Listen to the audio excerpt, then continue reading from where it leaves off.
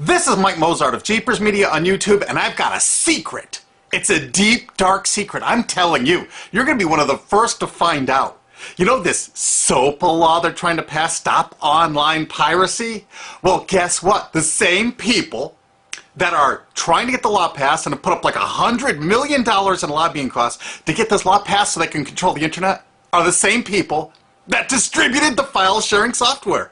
That's right. They're the ones that actually profited from the distribution of the software and taught people how to use it and then turned around and sued people like you for billions of dollars. They did. I'm not kidding. Just look up Joel Tenenbaum. They've sued him for hundreds of thousands of dollars. Poor college kid. They sue single moms for millions for downloading 24 songs.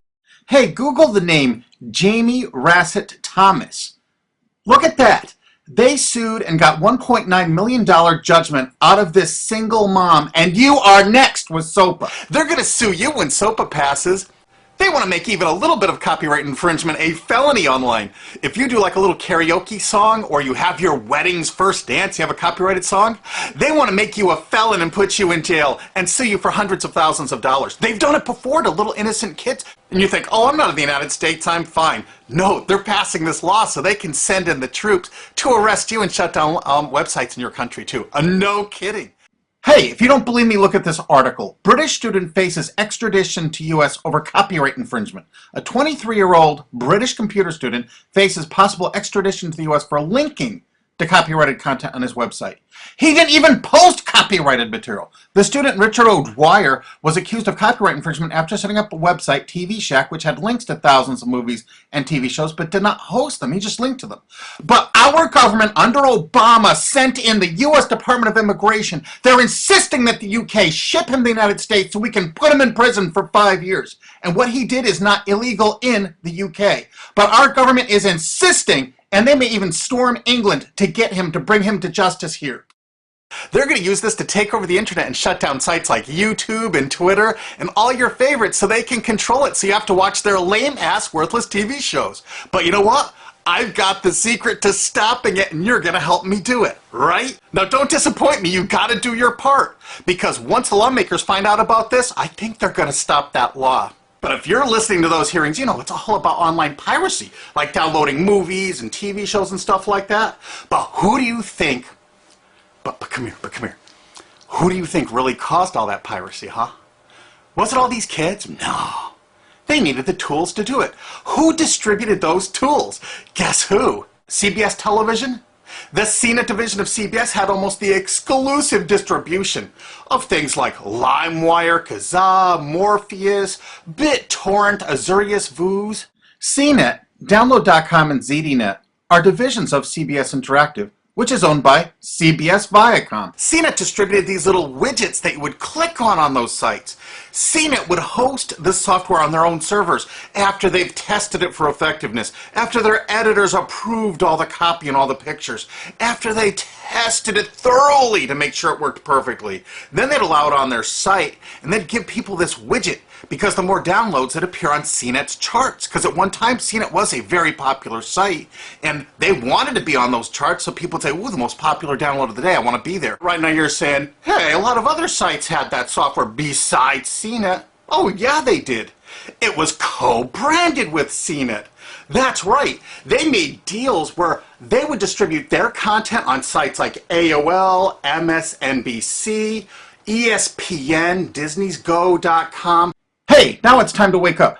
These SOPA supporters, most of them distributed the file sharing software and taught people how to use it. But before I go on, I have to explain something. File sharing software is perfectly legal. However, under the MGM versus Grokster U.S. Supreme Court ruling, they held that one who distributes a device, you know, the file sharing software, with the object of promoting its use to infringe copyright, as shown by clear expression or other affirmative steps taken to foster infringement, is liable for the resulting acts of infringement by third parties. This is regardless of the device's non-infringing uses. In other words, you can distribute it, but you can't encourage anyone to use it to infringe copyright. And do you know what? CNET and CBS did just that thousands of times. Hey, you SOPA supporting music rights groups, listen up to this. Now here's one of those ESPN, Disney, CNET co-branded pages. And what do we see here? One of the MP3 Insider file sharing smackdown tests, something they commonly did for quite a few years. Why did they use Britney Spears and Beatles and known artists? Disney, you put it on your ESPN site for the better part of a decade? Encouraging people to download and copy copyrighted materials? Why did you do it, Disney? Why? It doesn't make any sense. But why would Disney even have their own branded piracy software, branded for Go.com, one of their portals? That's right, the Walt Disney Company that's plowing millions into getting SOPA passed has a ghost of file sharing past. Their own branded file sharing service to get free MP3s branded the Go Network. And they use Scour as one of their search engines, and what do you know? They were suing Scour at the exact same freaking time. They were suing it and using it to help people procure songs. Disney, I thought you supported SOPA. That's right, guys, Disney's one of the key supporters of SOPA. And enjoyed a decade-long distribution deal with CNET for all those downloads. Another one of the key supporters of SOPA, Warner. The Warner Corporation distributed this software through their AOL portal for years and made a bundle doing it. They distributed Kazaa, for God's sakes, BitTorrent. They did them all. AOL? Oh, no, you didn't, AOL, because you were part of Time Warner. They're leading the charge for SOPA. And did you know that the co-founder of CNET, Shelby Bonney, was actually on the board of directors and the chairman of the board of CNET and on the board of directors of Warner Music Group at the same time, distributing all this file sharing software while Warner was actually distributing this material through their AOL portal. It just doesn't make any sense. Why would they do that? Why would all of the entertainment companies, it seemed, distribute all this software and encourage people to use it to infringe copyrights when no one else was really distributing this software? And AT&T Broadband Online was in partnership with Comcast. What did they distribute? No, not Kazaa. Yep, that's right. They offered all the co-branded software downloads of CNET, including Kazaa, 281 million downloads. And don't forget that CNET had their own built-in search engine. That's right, it was used for finding MP3s. And to make it even easier, you didn't even have to leave CNET's site. Nope, nope, nope. They actually helped you out by suggesting people like the Beatles or Beck's Loser song. That's right, CBS CNET's Search.com offered the easiest way to find free MP3s. Look at this, they even show you how to get Beck's song Loser, one of the ones that Joel Tenenbaum was sued over.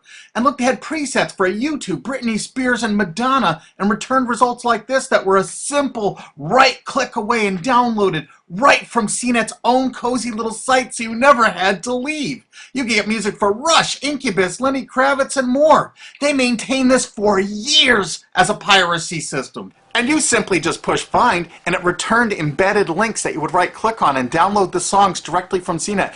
They made hundreds of millions of dollars doing this, guys. Hundreds of millions of dollars, while suing kids for using it exactly as they instructed.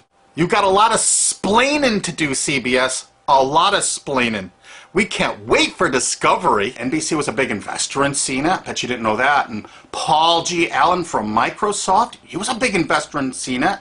And one of the biggest distributors of file sharing software co-branded with CNET with all the reviews was Microsoft, the MSN network, and the Microsoft website itself. Look at these examples. And they co-branded all of CNET's content, including those product reviews, using real songs to find out which was the most effective way to steal the music. Of course, real titles, real names, and they covered Grokster, Morpheus, Kazaa, BitTorrent, everyone. They used known copyrighted songs. They used known copyrighted material to test and show the effectiveness of this software. They left those reviews up for over a decade, linking directly to the software downloads. What do you think the intent was? Can you say inducement? And of course, LimeWire. LimeWire too?